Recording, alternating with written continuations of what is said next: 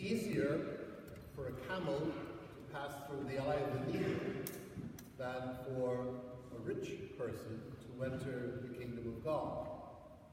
Now, Jesus did say that. It's recorded in the 19th chapter of St. Matthew's Gospel.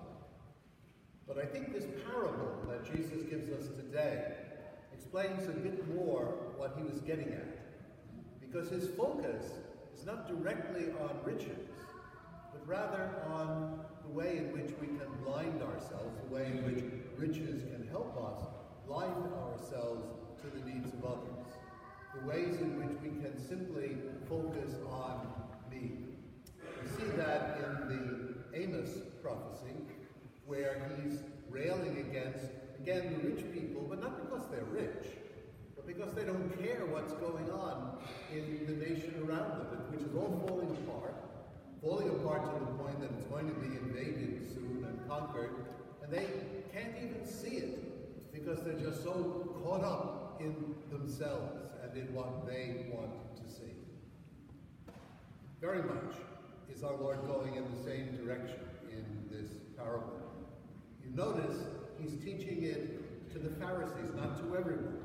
And it's very important for us to notice who it is that Jesus is addressing any one of his remarks to. You may remember last week where he's basically just telling a funny story. Luke tells us that he's just addressing it to his immediate followers because he knows they'll get the humor of this. Well, today he's addressing this to the Pharisees.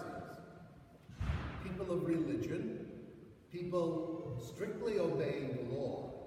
But as we see in other aspects, other parts of the Gospels, people who get so caught up in themselves, in their righteousness, in their living out the Torah, that they completely ignore the needs of others and indeed impose what they understand to be God's law in such a way that it becomes hurtful to others.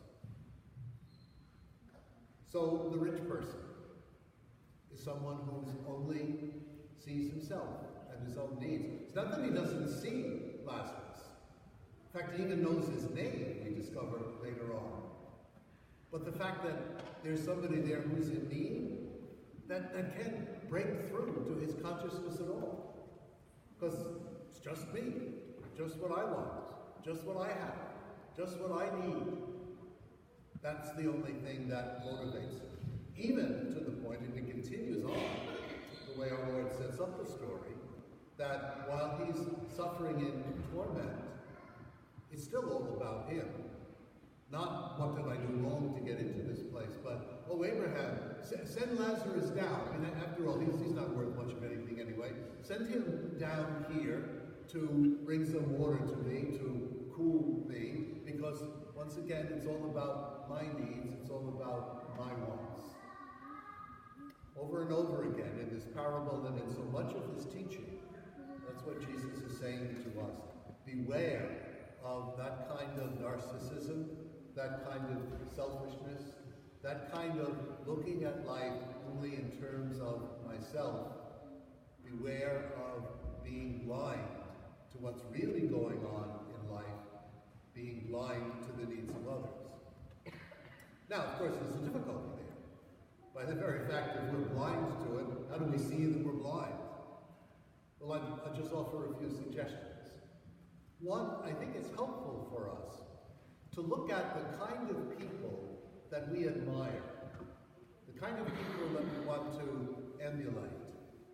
Are they people of love? Are they people of justice? Are they people of goodness? Or do the people that we look up to, the people we want to support, the people we want to be like, the people we would love to succeed the way they succeed, are they people of lies? Are they people of injustice? Are they narcissists themselves? If so, then that raises a question for us. Am I perhaps tending to fall in that direction? Second thing I think that we can do is more and more study the Scriptures and use our prayer time for the Scriptures. Because if our basic prayer all the time is, God I need, God I want, God give me, then once again, the focus is just on me and my needs. Now, Jesus did tell us we should pray for anything we need. So obviously I'm not going to say we shouldn't do that. But if that's the entirety of our prayer, once again, it allows us to build those blinders around ourselves to others and to life. By praying the scriptures, by reading them carefully, by preparing for Mass each week, by reading the scriptures for the coming Mass, or the other way around, reflecting on them in the week following Sunday, we allow that Word of God to challenge us more, to reach beyond our own selfishness, truly to be open to the reality of life. A third challenge I would mention is a challenge that I need to give myself. I think all preachers need to do that.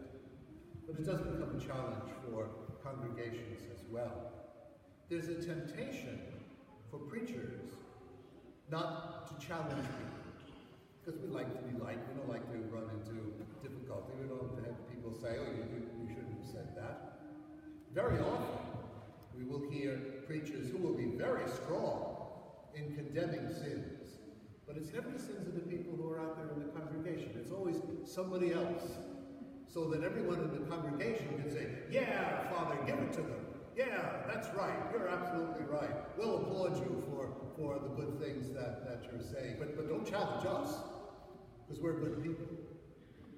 And people like yourselves are good people, are wonderful people. But you and I still need to be challenged.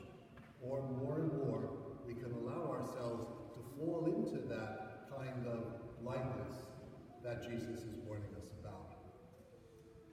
So as we gather at the Lord's table this morning, as we seek to open our hearts, our lives, our very reality to the body and blood of Christ as we receive it, we know that we are also entering into the reality of his cross, and praying that by the gift of his Spirit, we may be willing to pick up the cross and follow him, which at times means denying ourselves to be able to reach out to others, to be able to understand what is truly happening